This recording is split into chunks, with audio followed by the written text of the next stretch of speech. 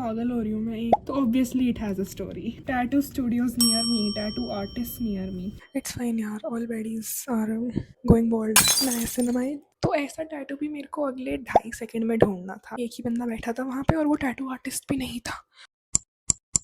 Hello and welcome back to my channel. मेरा room देखो कितना एस्थेटिक लग रहा है। It is crazy. आज मैं मस्त शाम को क्रैश कर गई थी and I have finally woken up. खुद को ब्राइब दे के कुछ बाहर से मंगा के कि उठ जाओ, अब तो खाना भी आ रहा है। 9:30 बज रहे हैं रात के। एक दिन मैं जल्दी उठ जाऊं और मेरे को बस शाम होते ही बेहोशी हो जाती है। How to fix sleep schedule, please help. पागल हो रही हूँ मैं। एक दिन मैं जल्दी ना उठूँ तो मैं क्रैश आउट कर जाती हूँ, एक दिन मैं जल्दी उठ के शाम को सो जाऊँ मैं फिर से क्रैश आउट कर जाती हूँ, और एक दिन मेरे को एक नया पिंपल हो जाए मैं फिर भी क्रैश आउट कर जाती हूँ। I think at this point मैं बस बहाने ढूंढती हूँ क्रैश आउट करने के। मैं कितने क्यूट और इनोवेटिव व्लॉग्स बनाने लगी हूँ। आज के व्लॉग में come write a lab file with me. Get ready with me to write a lab file. Let's write a lab file together and watch me crash out. Just kidding यार, we are not crashing out. जब तक मेरा खाना आता है और मैं अपनी लैब फाइल लिखती हूँ, I will tell you a story. क्योंकि that is what I'm best at.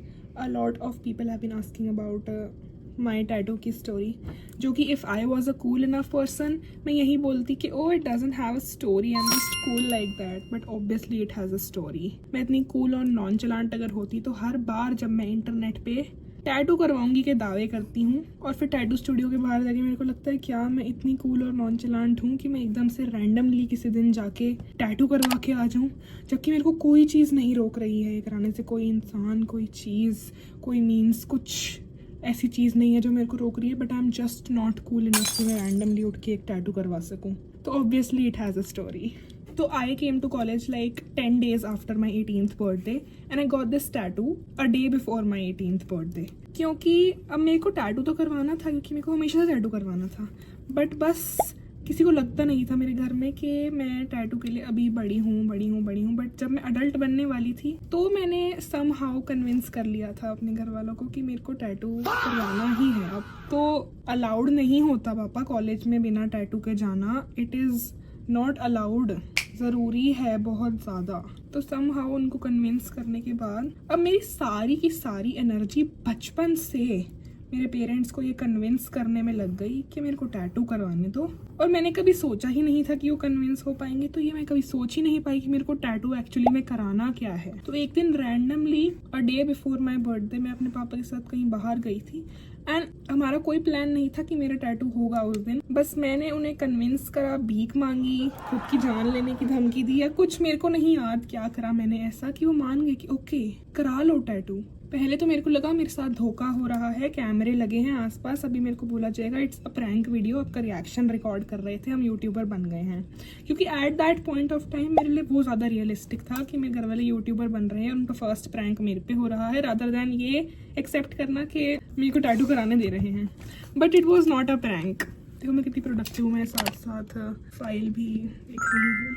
तो उस समय मेरा फर्स्ट कोर्स ऑफ एक्शन था कि गूगल करना tattoo studios near me, tattoo artist near me, and ऐसे ऐसे अजीब किस्म के 1 स्टार टैटू स्टूडियोज दिख रहे थे मेरे को कि अगर मैंने इससे टैटू बनवाया तो बस फिर तो खाना आ गया। Actually story time break, I will be back.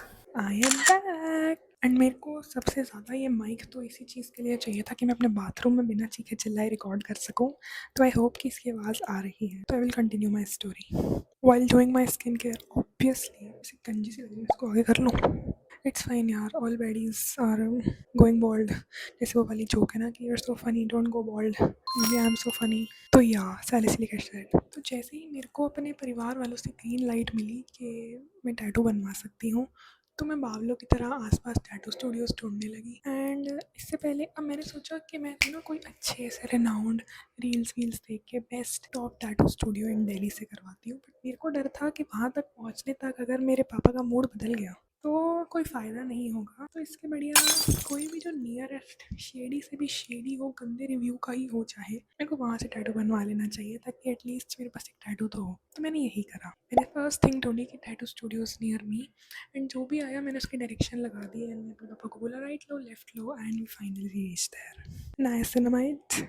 तब उस जगह पे पहुंचने में जो मेरे को घंटे के 4 मिनट लगे थे, उसी के अंदर मेरे को डिसाइड करना था कि मैंने कौन सा टैटू बनवाना है। मैंने हर किसी भूले बैठे इंसान की तरह जो इंस्पिरेशन ढूंढ रहा है इंटरेस्ट खोल के देखा ऑब्वियसली। एंड जब वो मैंने टैटू सेलेक्ट कर लिए तब मेरे अंदर से एक आवाज़ आई कि do I really want the one thing जो मेरे साथ मेरी ग्रेव में जाएगी। इंसान के साथ कोई उसके पैसा नहीं जाता, कुछ नहीं जाता except for their tattoos.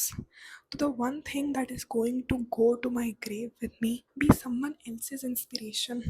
ये वाली चीज़ मेरे को इतनी खटकने लगी। Doctor Althea cream by the way, please send link, India में नहीं बंद हो गई है।